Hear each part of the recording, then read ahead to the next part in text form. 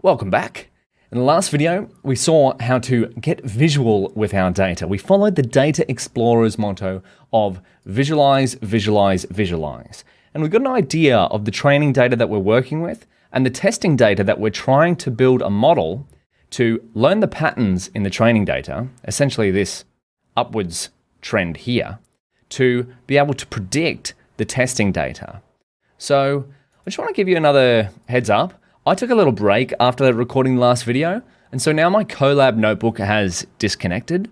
So I'm going to click reconnect, and my variables here may not work. So this is what might happen on your end if you take a break from using Google Colab and come back. If I try to run this function, they might have been saved. Looks like they have, but if not, you can go restart and run all. This is typically one of the most helpful troubleshooting steps of using Google Colab. If a cell, say down here, isn't working, you can always rerun the cells above, and that may help with a lower cell here, such as if this function wasn't instantiated because this cell wasn't run, and we couldn't run this cell here, which calls this function here, we just have to rerun this cell above so that we can run this one. But now let's get into building our first PyTorch model. We're going to jump straight into the code. So our first PyTorch model. Now this is very exciting. Let's do it. So we'll turn this into Markdown. Now we're going to create a linear regression model. So let's look at linear regression formula again. We're going to create a model that's essentially going to run this computation. So we need to create a model that has a parameter for A, a parameter for B. In our case, it's going to be weight and bias, and a way to do this forward computation. What I mean by that, we're going to see with code. So let's do it. We'll do it with pure PyTorch. So create a linear regression model class. Now, if you're not experienced with using Python classes, I'm going to be using them throughout the course, and I'm going to call this one linear regression model. If you haven't dealt with Python classes before, that's okay. I'm going to be explaining what we're doing as we're doing it. But if you'd like a deeper dive, I'd recommend you to Real Python classes, OOP in Python 3. That's a good rhyming. So I'm just going to link this here.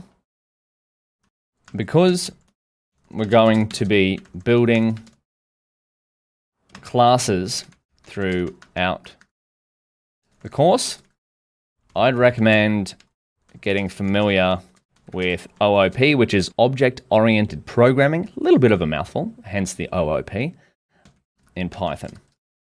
To do so, you can use the following resource from Real Python. But we're not going to go through that now. I'd rather just code it out and talk it out while we do it. So we've got a class here. Now, the first thing you might notice is that the class inherits from nn.module. Now you might be wondering, well, what's nn.module? Well, let's write down here. Almost everything in PyTorch inherits from nn.module. So you can imagine nn.module as the Lego building bricks of PyTorch model. And so nn.module has a lot of helpful inbuilt things that's going to help us build our PyTorch models. And of course, how could you learn more about it? Well, you could go nn.module PyTorch. Module. Here we go. Base class for all neural network modules. Wonderful. Your models should also subclass this class. So that's what we're building. We're building our own PyTorch model. And so the documentation here says that your models should also subclass this class. And another thing with PyTorch, this is what makes it might seem very confusing when you first begin, but modules can contain other modules. So what I mean by it being a Lego brick is that you can stack these modules on top of each other and make progressively more complex neural networks as you go. But we'll leave that for later on. For now, we're going to start with something nice and simple, and let's clean up our web browser. So We're going to create a constructor here, which is with the init function. It's going to take self as a parameter. If you're not sure of what's going on here, just follow along with the code for now, and I'd encourage you to read this documentation here after the video. So then we have super.init. I know when I first started learning this, I was like, why do we have to write init twice? And then what's super and all that jazz? But just for now, just take this as being some required Python syntax. And then we have self.weights. So that means we're going to create a weights parameter. We'll see why we do this in a second. And to create that parameter, we're going to use nn.parameter. And just a quick reminder that we imported nn from Torch before. And if you remember, nn is the building block layer for neural networks. And within nn, so nn stands for neural network, is module. So we've got nn.parameter. Now, we're going to start with random parameters. So torch.randn1. We're going to talk through each of these in a second. So I'm also going to put requires grad equals true. We haven't touched any of these, but that's okay. dtype equals torch.float. So let's see what nn parameter tells us. What do we have here? A kind of tensor that is to be considered a module parameter. So we've just created a module using nn module. Parameters are torch tensor subclasses. So this is a tensor in itself that have a very special property when used with modules. When they're assigned as a module attribute, they are automatically added to the list of its parameters and will appear, e.g. in module.parameters iterator. Oh, we're going to see that later on. Assigning a tensor doesn't have such effect. So we're creating a parameter here. Now, requires grad. What does that mean? Well, let's just, rather than just try to read the docstring Colab, let's look it up. nn.parameter. What does it say? Requires grad, optional, if the parameter requires gradient. What does requires gradient mean? Well, let's come back to that in a second. And then for now, I just want you to think about it. dtype equals torch.float. Now, the data type here, torch.float, is, as we've discussed before, is the default for PyTorch. Torch.float, this could also be torch.float32. So we're just going to leave it as torch.float32 because PyTorch likes to work with float32.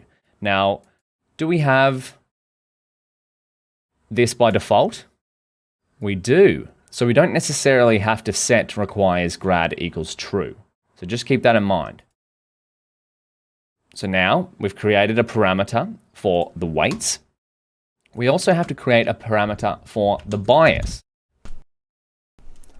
Let's finish creating this, and then we'll write the code, then we'll talk about it. So rand n now requires grad equals true, and dtype equals torch.float.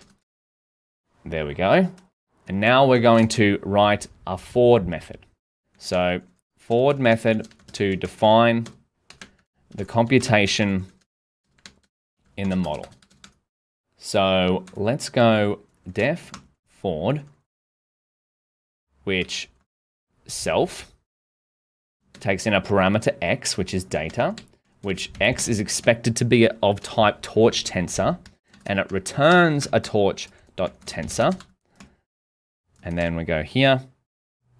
And so we say x, we don't necessarily need this comment, I'm just going to write it anyway. X is the input data. So in our case, it might be the training data. And then from here, we want it to return self.weights times x plus self.bias. Now, where have we seen this before? Well, this is the linear regression formula. Now, let's take a step back into how we created our data, and then we'll go back through and talk a little bit more about what's going on here. So if we go back up to our data, where did we create that? We created it here. So you see how we've created known parameters, weight and bias. And then we created our y variable, our target, using the linear regression formula, weight times x plus bias. And x were a range of numbers. So what we've done with our linear regression model that we've created from scratch, if we go down here, we've created a parameter, weights. This could just be weight if we wanted to. We've created a parameter here. So when we created our data, we knew what the parameters weight and bias were. The whole goal of our model is to start with random numbers. So these are going to be random parameters. And to look at the data, which in our case will be the training samples, and update those random numbers to represent the pattern here.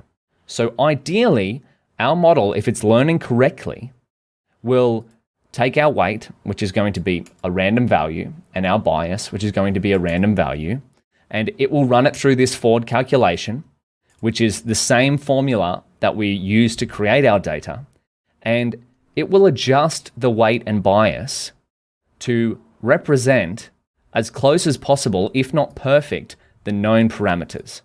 So that's the premise of machine learning. Now, how does it do this? Through an algorithm called gradient descent. So I'm just going to write this down because we've talked a lot about this, but I'd like to just tie it together here. So what our model does. So start with random values, weight and bias. Look at training data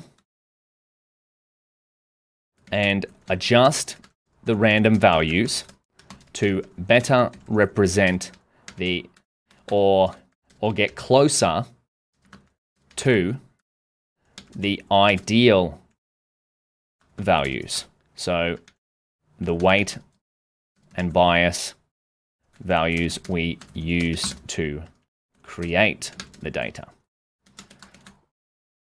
So that's what it's going to do. It's going to start with random values and then continually look at our training data to see if it can adjust those random values to be what would represent this straight line here. Now, how does it do so? How does it do so? Through two main algorithms. So one is gradient descent, and two is back propagation. So I'm going to leave it here for the time being, but we're going to continue talking about this. Gradient descent is why we have requires grad equals true. And so what this is going to do is when we run computations using this model here, PyTorch is going to keep track of the gradients of our weights parameter and our bias parameter. And then it's going to update them through a combination of gradient descent and backpropagation. Now, I'm going to leave this as extracurricular for you to look through, gradient descent and backpropagation. I'm going to add some resources here. There will also be plenty of resources in the PyTorch Workflow Fundamentals book chapter on how these algorithms work behind the scenes.